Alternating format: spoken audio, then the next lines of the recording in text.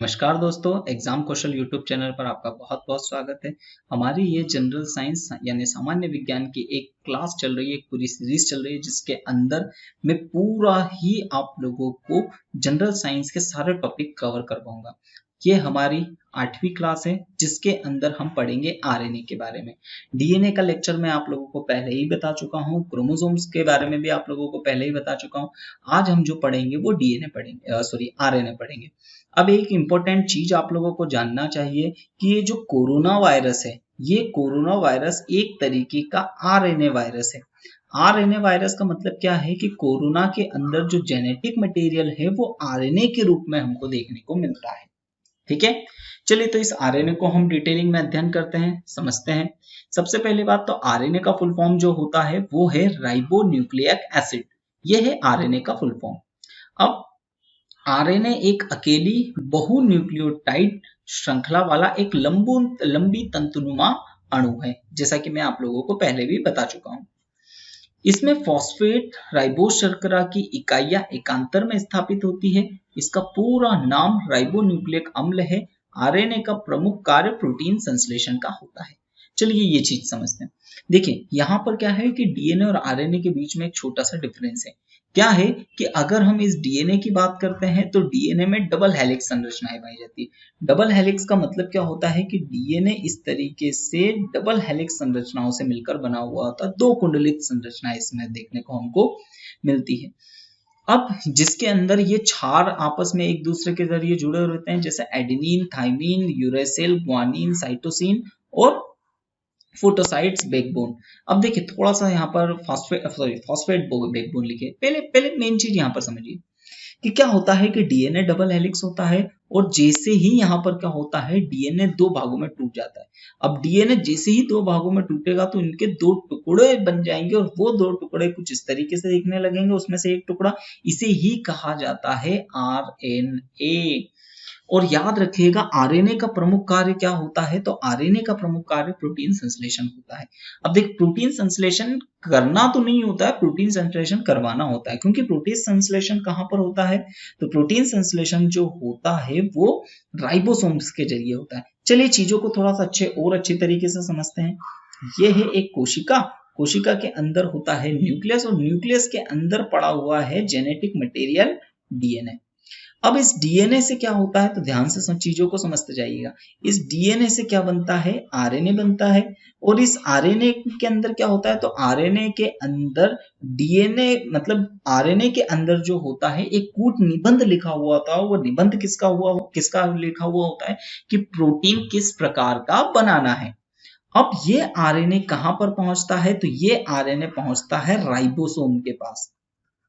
ठीक है, अब ये आरएनए पहुंचता है राइबोसोम के पास। अब ये राइबोसोम के अंदर क्या होता है, तो राइबोसोम इस आरएनए के अंदर प्रोटीन किस तरीके का बनाना है या प्रोटीन बनाने की जो मेथड होती है उसको पढ़ पढ़ के यहाँ पर क्या होता है, प्रोटीन का निर्माण करता है। और यही प्रोटीन क्या होता है, तो यही प्रोटीन क्या होता है, शरीर की संरचना को निर्धारित करते हैं। साथ ही साथ में शरीर के अंदर के एंटीबॉडीज बनाते हैं। काफी सारी चीजें यही काम करते हैं। तो उम्मीद है ये सारी चीजें आप लोगों को समझ में आई होगी। चलिए आगे बढ़ते हैं हम लोग। अब आरएनए की संरचना के बारे में देख लेते हैं। तो इसका एक रे डायग्राम में लाया हूं। तो आरएनए की संरचना भी बिल्कुल डीएनए की भांति ही होती है। ठीक है, डीएनए में डबल हेलिक्स संरचनाएं होती है, आरएनए में सिंगल हेलिक्स होती है। लेकिन तीन जो मेजर कंपाउंड होते हैं जो डीएनए के अंदर भी पाए जाते हैं और आरएनए के अंदर भी पाए जाते हैं। तो डीएनए जो होता है वो शुगर से बनकर बना हुआ होता है, नाइट्रोजन क्षार से मिलकर बना होता है और फास्फोरिक एसिड से मिलकर भी बना हुआ होता है। अब यहाँ पर आरएनए के अंदर जो शर्करा पाई जाती है वो राइबोस शुगर पाई जाती है, जबकि डीएनए के अंदर जो शर्करा पाई जाती थी वो डीऑक्सीराइबोस शर्करा होती थी। ये भी पेंटोस टाइप की शुगर है, जबकि डीएनए के अंदर की जो शुगर होती है वो भी पेंटोस टाइप की शुगर होती है।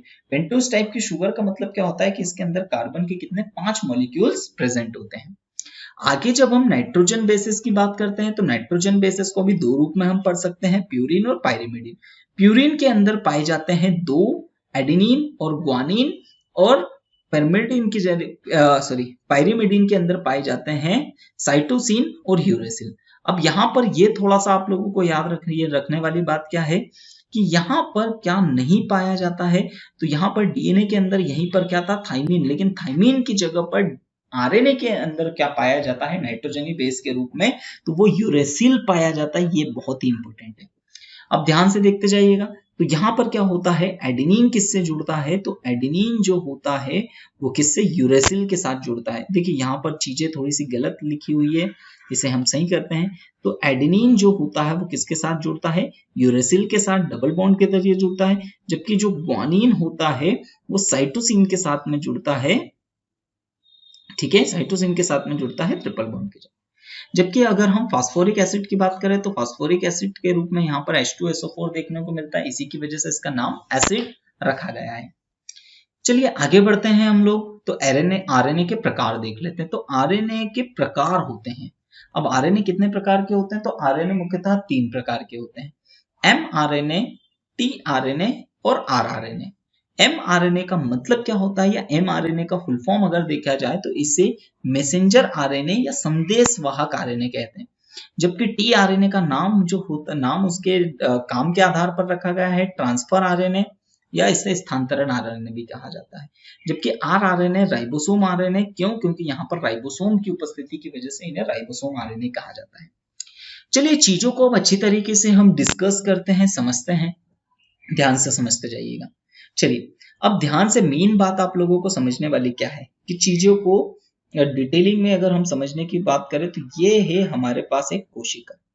अब इस कोशिका के अंदर ये है न्यूक्लियस। ठीक है, अब न्यूक्लियस के अंदर क्या होता है, तो न्यूक्लियस के अंदर ऑब्वियस सी बात है जेनेटिक मटेरियल के अंदर मटेरियल के रूप में डीएनए होता है। अब ध्यान से समझते जाइएगा, तो क्या होता है इस न्यूक्लियस के अंदर जो डीएनए होता है, इस न्यूक्लियस के कहने पर, ध्यान से समझते जाइएगा कि इस न्यूक्लियस के अंदर डीएनए होता है और डीएनए के अंदर ही प्रोटीन बनाने के कार्यविधि लिखी हुई होती है। अब चलिए समझते हैं। तो क्या होता है कि डीएनए क्या होता है, उस तरीके का प्रोटीन निर्माण करने के लिए अपने अंदर से या फिर हम बोल सकते हैं कि न्यूक्लियस के कहने पर, इस नाभिक के कहने पर क्या होता है, तो ये नाभिक कहता है, संदेश देता है, किसको संदेश देता है, mRNA को संदेश देता है। ठीक है, अब mRNA को क्या संदेश देता है यहाँ पर, अब mRNA को संदेश देता है कि भैया मुझे इस टाइप का प्रोटीन बनाना है। अब इस टाइप के प्रोटीन बनाने के लिए तो ये बात आप लोगों को याद रखना आवश्यक है कि प्रोटीन का निर्माण किससे होता है, तो प्रोटीन का निर्माण जो होता है वह अमीनो अम्ल से होता है। ठीक है, प्रोटीन जो बनता है वो किसकी वजह से बनता है, तो वो अमीनो अम्ल की वजह से बनता है।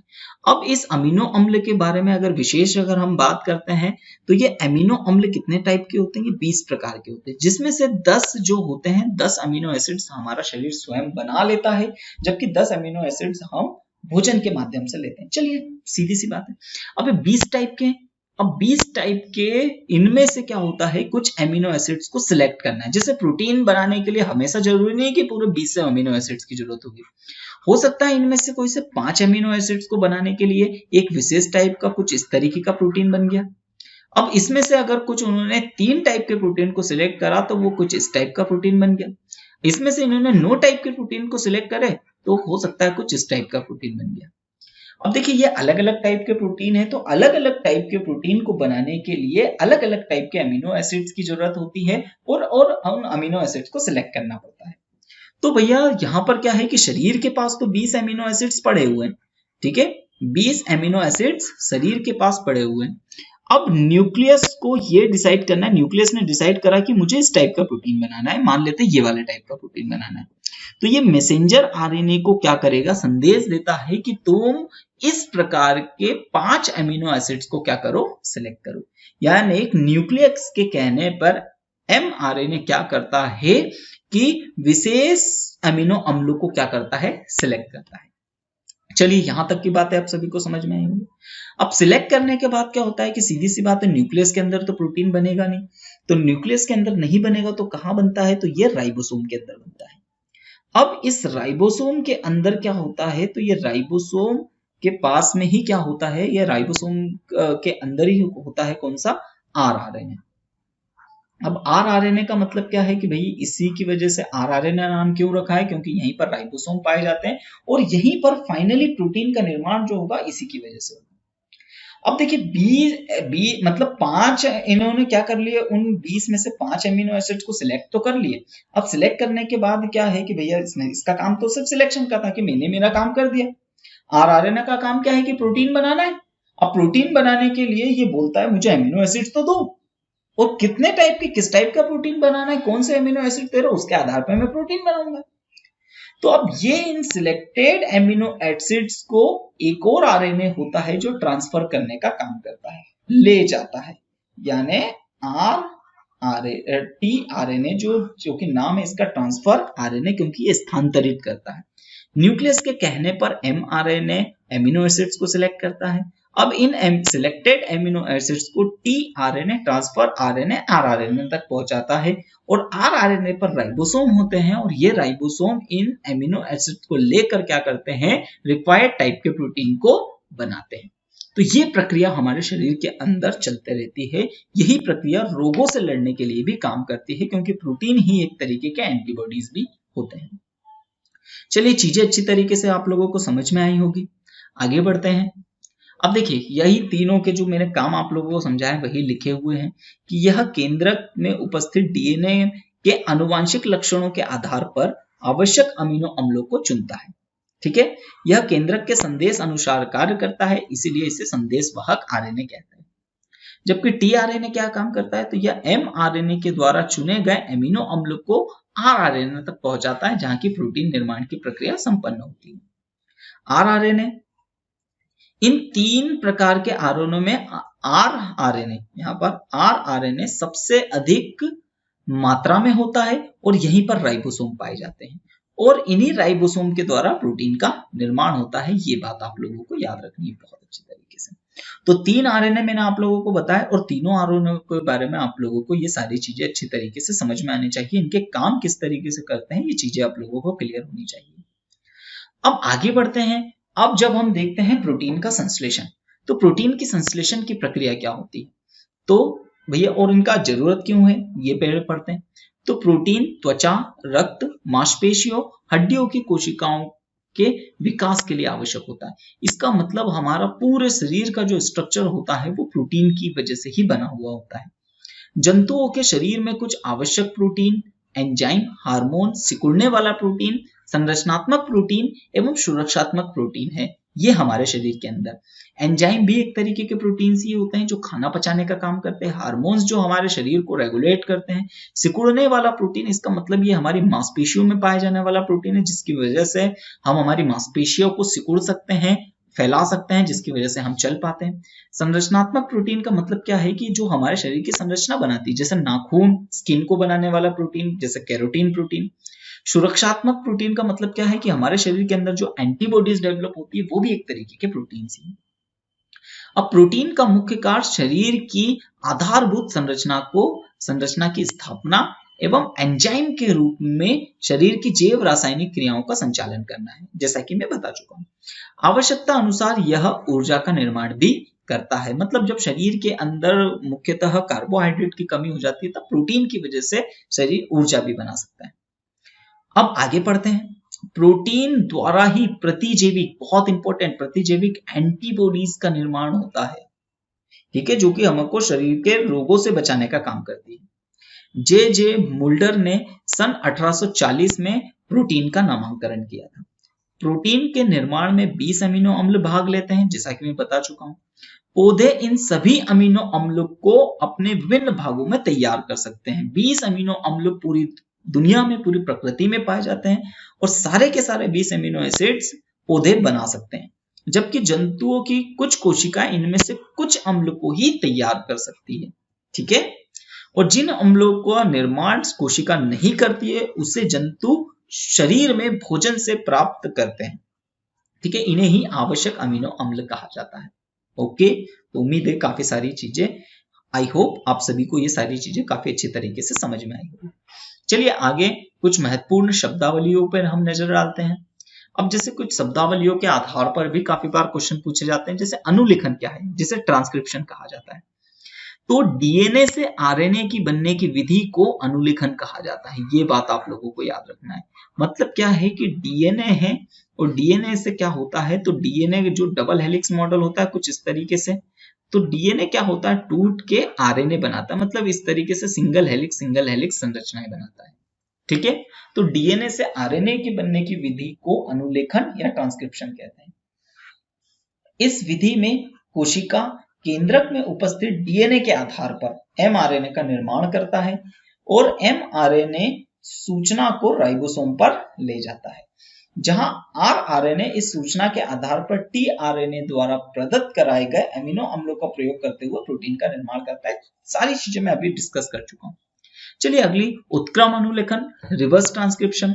तो रिवर्स ट्रांसक्रिप्शन, अब देखिए आरटीपीसीआर टेस्ट अभी जो कोरोना वायरस के लिए हो रहा है वो यहीं से आ रहा है, क्योंकि कोरोना वायरस के अंदर जो अनुवांशिक लक्षण है वो आरएनए है।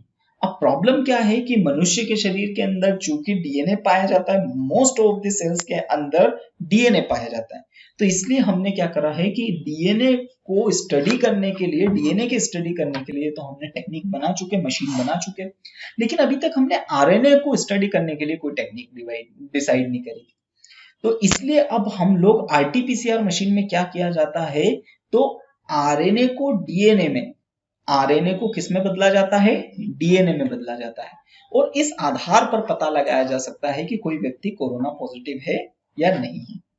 चलिए यहां पर हम साथ ध्यान देते हैं कि आरएनए से डीएनए का निर्माण होता है, ठीक है, तो उसे उत्क्रम अनुलेखन कहा जाता है, क्योंकि उल्टा रिवर्स ट्रांसक्रिप्शन कहते हैं। अब आगे द्विगुणन डुप्लीकेशन या जिसे रेप्लिकेशन भी कहा जाता है। तो कोशिका विभाजन के समय केंद्रक में उपस्थित डीएनए अपनी ही प्रति बनाता है, मतलब यहां पर इस प्रोसेस में क्या होगा कि डीएनए से क्या बनता है, तो वापस डीएनए ही बनता है। तो डीएनए से डीएनए की बनने की प्रक्रिया को द्विगुणन, रेप्लिकेशन, डुप्लीकेशन कहते हैं। ओके, चलिए अब थोड़ा सा इनके बीच में डिफरेंस देख लेते हैं कि डीएनए और आरएनए के बीच में बेसिक डिफरेंस क्या है। तो अंतराधार यानी कोशिकांगों की उपस्थिति की वजह से, ठीक है। तो देखिए डीएनए, तो डीएनए मुख्यतः केंद्रक में उपस्थित गुणसूत्रों में पाए जाते हैं, परंतु ये हरित लवक और सूत्रकर्णिका जिसे माइटोकॉन्ड्रिया कहते हैं उनमें भी पाए जाते हैं। तो डीएनए कहाँ पाए जाते हैं, केंद्रक में पाए जाते हैं, हरित लवक में पाए जाते हैं पादप कोशिकाओं की, सूत्रकर्णिका यानी माइटोकॉन्ड्रिया में भी पाए जाते हैं, जबकि आरएनए मुख्यतः कोशिका द्रव्य में पाया जाता है, ठीक है, परंतु केंद्रिका और केंद्रक में भी थोड़ी मात्रा में ये देखने को मिलते हैं। अब स्ट्रैंडेड का मतलब क्या है कि वो चक्राकार संरचना है। तो डीएनए आमतौर पर न्यूक्लियोटाइड की डबल स्ट्रैंडेड पॉलीमर है, जबकि आरएनए न्यूक्लियोटाइड का एक सिंगल स्ट्रैंडेड पॉलीमर है, ठीक है। वही चीज कि डीएनए के अंदर डबल स्ट्रैंडेड होता है, जबकि आरएनए के अंदर सिंगल स्ट्रैंडेड होता है। ये सिंपल सी चीज। शर्करा के आधार पर तो डीएनए के अंदर डीऑक्सी राइबोस शर्करा पाई जाती है, जबकि आरएनए के अंदर राइबोस शर्करा पाई जाती है। नाइट्रोजन क्षार में देख लेते हैं, तो डीएनए में नाइट्रोजन क्षार, प्यूरिन के अंदर एडेनिन और ग्वानिन पाए जाते हैं, पायरिमिडीन के अंदर साइटोसिन और थाइमिन, जबकि अगर हम नाइट्रोजन क्षार किसमें, आरएनए में बात करते हैं, प्यूरिन के अंदर एडेनिन और ग्वानिन तो पाए जाते हैं, पायरिमिडीन में थाइमिन भी, साइटोसिन भी पाया जाता है, लेकिन थाइमिन की जगह पे यूरेसिल पाया जाता है। ये बात आप लोगों को मोस्टली याद रखनी है। चलिए कार्य के आधार पर इनके बीच में डिफरेंस देख लेते हैं। तो ये अनुवांशिक लक्षणों के वाहक होते हैं और ये अनुवांशिक सूचना के वाहक होते हैं, और प्रोटीन संश्लेषण में विशेष इनका योगदान होता है। तो ये डीएनए और आरएनए के बीच में एक बेसिक डिफरेंस था। तो उम्मीद है आप लोगों को सारा लेक्चर काफी अच्छी तरीके से समझ में आया होगा। अगर आपने अभी तक हमारे चैनल एग्जाम कौशल को सब्सक्राइब नहीं किया है तो सब्सक्राइब कीजिए, और अगर वीडियो पसंद आया है तो प्लीज वीडियो को लाइक कीजिए और आप कमेंट कीजिए कि आप लोगों को क्या चीज में प्रॉब्लम आ रही है। अगर आप लोगों को कुछ विशेष प्रॉब्लम आती है तो आप कमेंट कीजिए, मैं बिल्कुल आपके कमेंट का जवाब दूंगा। साथ ही साथ में चैनल को बिल्कुल सब्सक्राइब कीजिएगा, बेल आइकन को दबाइएगा, ताकि हमारे द्वारा जो भी वीडियो डाला जाए वो सबसे पहले आप लोगों को मिल सके।